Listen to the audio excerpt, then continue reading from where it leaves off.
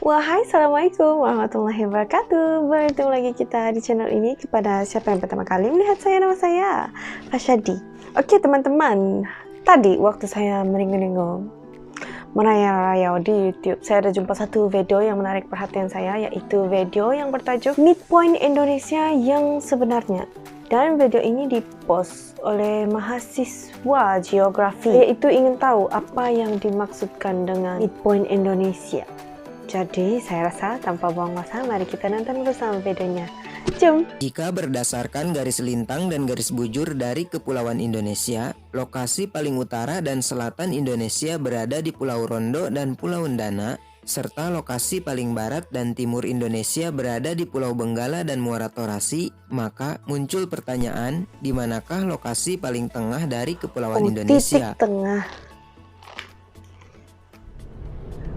Indonesia, tapi Indonesia negara yang sangat-sangat besar.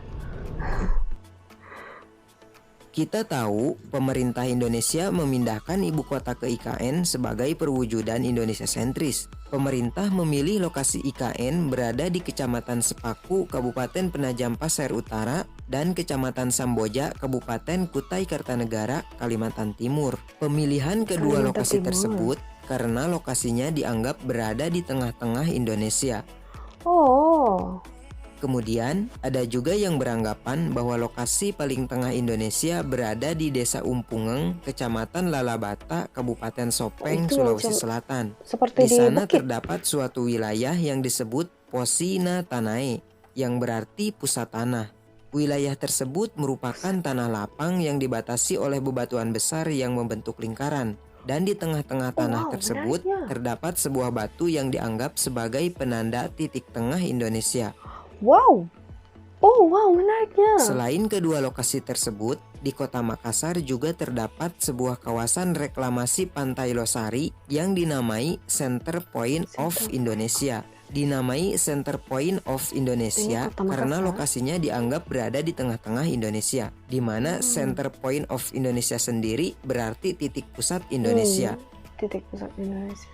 Lalu, manakah dari ketiga lokasi tersebut yang merupakan titik paling tengah Indonesia, atau justru ada lokasi lain yang lebih tengah dari ketiga lokasi tersebut?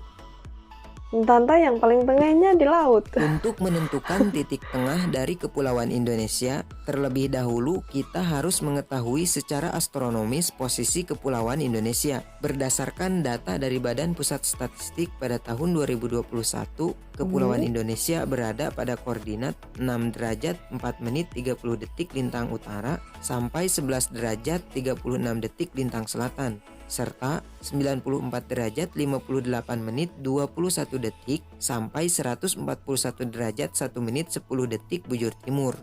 Di antara garis lintang dan garis bujur Kepulauan Indonesia tersebut, jika kita tarik garis tengahnya, maka berada pada garis lintang 2 derajat 28 menit 3 detik lintang selatan, serta pada garis bujur 117 derajat 59 menit 45,5 detik bujur timur.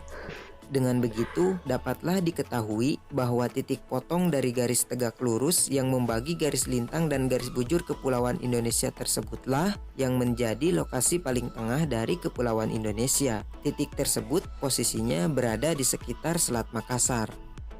Selat Makassar. Karena lokasinya berada di laut, maka lokasi paling tengah Kepulauan Indonesia kita tentukan berdasarkan daratan yang letaknya paling dekat dari titik potong garis lintang dan garis bujur tersebut. Dan Kepulauan Bala-Balakanglah yang lokasinya paling dekat. Adapun daratan yang paling dekat di gugusan Kepulauan Bala-Balakang tersebut yaitu Pulau Ambo. Pulau Ambo yang paling di mana jaraknya hanya berkisar 10 km dari titik potong garis lintang dan garis bujur tersebut. Dengan begitu, kita anggap bahwa lokasi paling tengah dari Kepulauan Indonesia berada di Pulau Ambo. Pulau Ambo berada pada koordinat 2 derajat 32 menit 20 detik lintang selatan dan 117 derajat 56 menit 38 detik bujur timur. Secara administrasi, Pulau Ambo masuk ke dalam Desa Balabalakang Timur, Kecamatan Kepulauan Balabalakang, Kabupaten Mamuju, Sulawesi Barat, di mana kantor Kepala Desa Balabalakang Timur sendiri berada di pulau ini. Pulau berpasir putih ini dihuni lebih dari 500 jiwa dengan 110 kepala keluarga, yang rata-rata merupakan pendatang suku Mandar Sulawesi Barat dari Majene dan Mamuju, serta suku Bugis Makassar.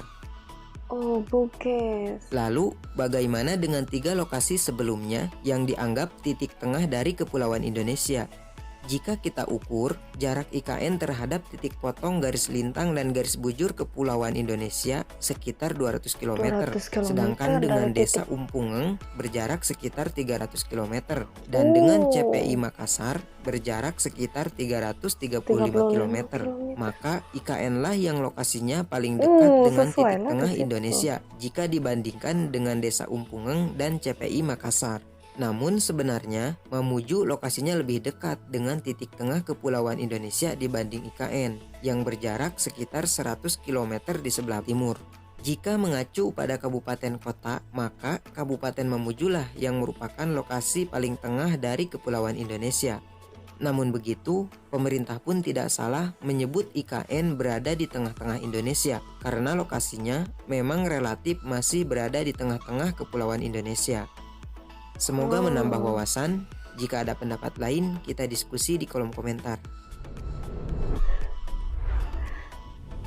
Ya, itu dia tadi midpoint Indonesia yang sebenarnya rupanya tanpa disangka-sangka midpoint Indonesia itu adalah kepulauan. Tapi Bapak Presiden Indonesia ingin membuka kota baru kan di Kalimantan.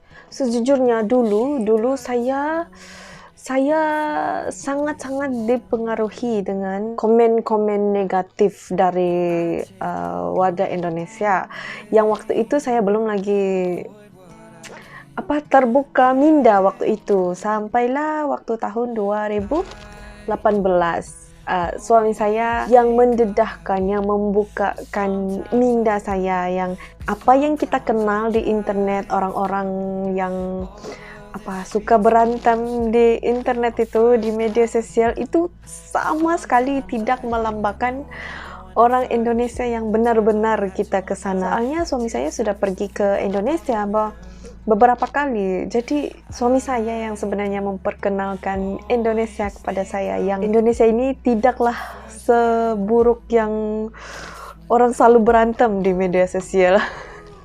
Jadi waktu